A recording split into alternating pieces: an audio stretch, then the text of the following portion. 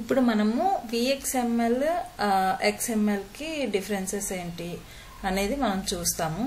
So XML ముందు use చేసేవాళ్ళము, ఇప్పుడు VXML అసలు దాని పర్పస్ ఏంటి, ఎందుకు మనం కంపేర్ చేస్తున్నాము, అందులో ఏ టైప్ ఆఫ్ చేంజెస్ ఉన్నాయి అవన్నీ మనము ఈ వీడియోలో చూద్దాము. మీరు ఫస్ట్ టైం ఈ ఛానల్ కానీ విజిట్ చేస్తున్నట్టయితే కంపల్సరీ సబ్స్క్రైబ్ చేసుకోండి.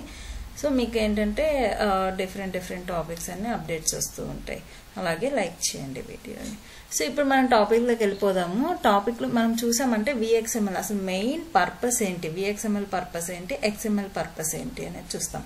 ఫస్ట్ మనము VXML పర్పస్ ఏంటంటే ఇది వాయిస్ యూజర్ ఇంటర్ఫేస్ అన్నమాట. అంటే మనకేంటంటే ఏదైనా మనము ఒక దాన్ని కాంటాక్ట్ అవ్వాలి అంటే త్రూ వాయిస్ మనం చెప్తాం. కోడింగ్ భాషలో చెప్పాలంటే మనకి XML ఏంటంటే మనము ఒక డాక్యుమెంట్ని రాస్తాము, అది వేరియబుల్స్లో స్టోర్ చేస్తాము, ఈ వాల్యూని ఇక్కడ నుంచి ఇక్కడికి పంపించు అని చెప్పేసి ఒక సిస్టమ్ నుంచి ఇంకో సిస్టమ్కి చెప్తాం. అంటే ఒక జావా నుంచి .NETకి ఇట్లా ఏదైనా వాల్యూస్ ట్రాన్స్ఫర్ చేయాలన్నా మనం మూవ్ చేయాలన్నా అప్పుడు మనకి మిడిల్ వేర్గా XMLని యూజ్ చేస్తాం. అదే VXML వచ్చేసరికి త్రూ వాయిస్ స్పీచ్, అంటే మన మాటల ద్వారా మనం ఏదైనా కూడా ఒక కాంటాక్ట్ అవ్వాలి అంటే అప్పుడు IVR సిస్టమ్ని యూజ్ చేస్తాం అనమాట. అదే VXML కోడ్ని యూజ్ చేస్తాం. మెయిన్ అప్లికేషన్స్ ఏంటంటే వాయిస్ బేస్డ్ అప్లికేషన్స్ ఉంటాయి అండ్ IVR సిస్టమ్స్ ఉంటాయి VXMLలో. అదే XML అయితే వెబ్ డెవలప్మెంట్, డేటా ఎక్స్చేంజ్ అనేది ఉంటుంది అనమాట అప్లికేషన్స్ మధ్యలో.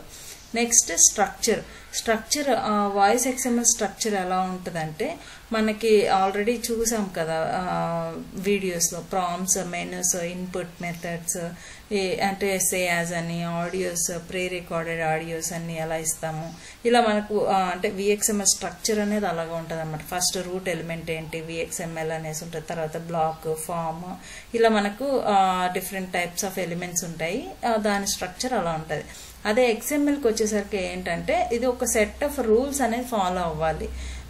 మనం ఏంటంటే హ్యూమన్ రీడబుల్గా ఉంటుంది, మెషిన్ రీడబుల్గా, రెండిటికి అర్థమవుతుంది అనమాట XML కోడ్ అనేది. ఆ ఫార్మాట్లో ఇస్తాం.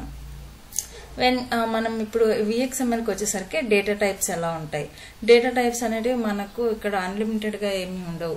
సో లిమిటెడ్ ఉంటాయి అనమాట, వాయిస్ రిలేటెడ్ మాత్రమే ఉంటాయి. అవి ఏంటంటే స్పీచ్, DTMF అంటే ఇన్పుట్ ఏంటి, మనం టచ్ ప్యాడ్ ద్వారా ఇస్తున్నామా, అదే ఫోన్ కీప్యాడ్ ద్వారా ఇస్తున్నామా, లేకపోతే మాట ద్వారా ఇస్తున్నామా అనేది డేటా టైప్స్ ఉంటాయి అనమాట. అంటే వాయిస్ రిలేటెడ్ డేటా టైప్స్ ఉంటాయి ఇందులో. నెక్స్ట్ XMLకి వచ్చేసరికి మనకు చాలా టైప్స్ ఆఫ్ డేటా టైప్స్ ఉంటాయి. టెక్స్ట్ అని, numbers, images, different types of data based on మన రిక్వైర్మెంట్ని బట్టి డేటా అనేది స్టోర్ అవుతూ ఉంటుంది. దాన్ని బేస్ చేసుకుని డేటా టైప్స్ కూడా ఉంటాయి XMLలో. అలాగే సింటాక్స్కి వచ్చేసరికి మనకు VXMLలో కూడా XML సింటాక్స్ని యూజ్ చేస్తాము. కాకపోతే దానికి అడిషనల్గా ఏంటంటే ఎలిమెంట్స్, అట్రిబ్యూట్స్ అనేటివి వాయిస్ అప్లికేషన్కి రిలేటెడ్గా ఉంటాయి అన్నమాట. అదే XMLలో చూసుకుంటే ప్రీ డిఫైన్డ్ ఎలిమెంట్స్ ఉంటాయి. ఇక్కడ మనకి యూజర్ డిఫైన్డ్ ఏమీ ఉండవు, ప్రీ డిఫైన్డ్ ఉంటాయి. దానికంటూ ఒక స్ట్రక్చర్ ఉంటుంది, కొన్ని బేసిక్స్ ఉంటాయి. ఆ బేసిక్స్ నేర్చుకొని దాన్ని బట్టి మనం XML కోడ్ అనేది రాస్తాం. నెక్స్ట్ యాక్సెసిబిలిటీ ఏంటంటే ఇప్పుడు మనం వాయిస్ అప్లికేషన్ డెవలప్ చేసామంటే even blind people can't see కదా, అంటే బ్లైండ్ పీపుల్ మనకు చూడలేరు. ఏదైనా డిజబిలిటీ ఉన్న వాళ్ళు ఏంటంటే చూడలేరు కదా, అప్పుడు ఏంటంటే ఒక అప్లికేషన్కి రాయలేరు కోడ్.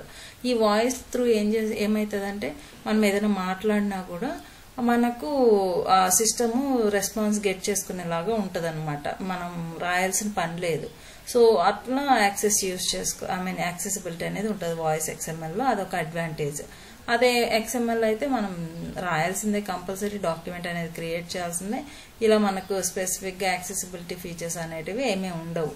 నెక్స్ట్ ఎగ్జాంపుల్కి వచ్చేసరికి VXML అంటే phone banking system, automated customer service systems, అదే మనం కస్టమర్ కేర్ కాల్ చేస్తాం కదా, అవన్నీ కూడా ఏజెంట్ని కనెక్ట్ అవ్వడము, ఏదైనా డిఫరెంట్ ఈకామర్స్ సైట్స్ని కానీ, ఫోన్ బ్యాంకింగ్ కానీ ఇలాంటివన్నిటివి ఎగ్జాంపుల్గా చెప్పుకోవచ్చు అనమాట. పిజ్జా బుకింగ్ మనం చూసుకున్నాం కదా ఎగ్జాంపుల్స్, గోయింగ్ ఫార్వర్డ్ వీడియోస్లో చాలా చెప్పాను ఎగ్జాంపుల్స్.